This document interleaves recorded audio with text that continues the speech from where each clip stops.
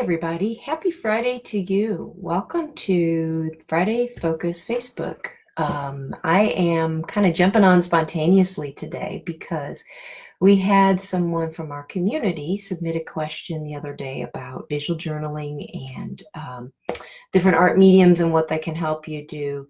And I'm so excited because they submitted this through our talking points form that we've posted about in the past. So I wanted to take a little time before the week ends to share my thoughts about visual journaling and the mediums, and provide a place for you to offer any of your feedback or ideas or thoughts about this as well. I wanted to start that discussion today. So just a little bit about the question. Our community member was saying that after some medical issues that they had gone through, that they came across visual journaling as a practice that helped them continue to grieve and move through the feelings that were going on, etc., as they were returning to work and getting back into the world. And the question was basically, what medium helps you go the deepest when it comes to visual journaling? And it's a wonderful question because, I think in the world that we live in, it's quite easy to think of things in terms of good, better, and best. And it's not actually the way that this stuff works when it comes to visual journaling. The power of visual journaling is that it has the ability to transcend our left logical brain, the cognition, the thoughts, all that cerebral activity, and take us straight down into the heart of the matter, straight down into the feelings or the pain, etc. It's a direct pipeline to our unconscious. So when it comes to visual journaling, it's not so much what medium is going to take you deep as much as beginning to visually journal. What I would say about the different mediums is that it's really important, especially if you're a beginner, it's really important to connect with a medium that you feel comfortable working with and using. So much about visual journaling is not about the end product. It's not about making art. It is about connecting back to these deeper experiences that are happening in a place beyond words. So the practice of visual journaling is more important than what medium you use, how much you do it, and those sorts of other criteria that we often measure ourselves against.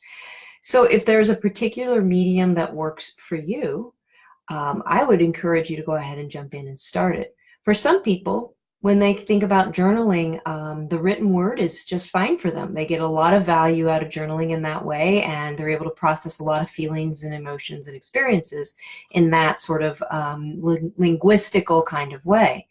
But for many folks, myself included, there's something about considering sitting down and journaling and having to write pages and pages of dialogue that just doesn't feel appealing. It feels a little overwhelming and frankly a little bit boring for me. So what I always try to think about when I'm getting ready to do some visual journaling or kind of tap into this deeper place inside is, what do I feel like most using that day? Some basic principles do apply here, meaning the more rudimentary the materials, the supplies, the images, it's more likely then that the messages that you get, the experiences that you have, are going to be more pure. Sometimes those folks who consider themselves artists or artistic, highly artistic, they actually struggle with things like visual journaling because they can get very caught up into the self-talk and dialogue and pressure that happens inside around trying to create something very artistic.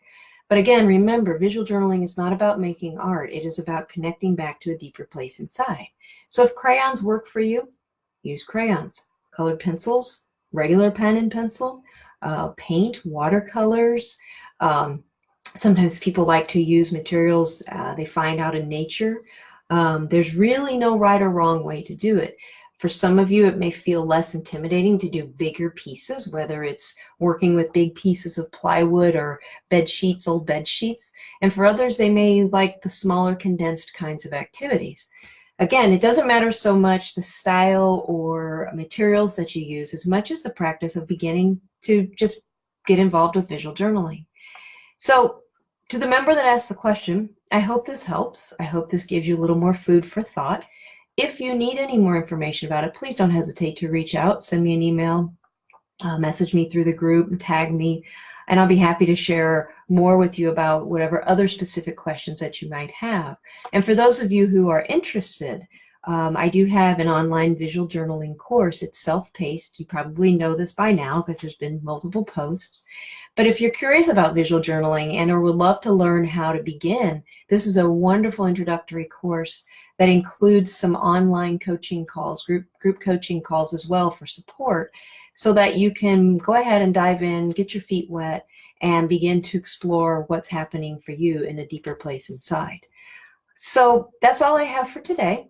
If you have any questions or topics or things you'd like to hear more about, please don't hesitate, again, as always, to reach out to me. I've also included a link to our talking points form, which will just automatically come to me and is an anonymous way, kind of like the old Dear Abby columns.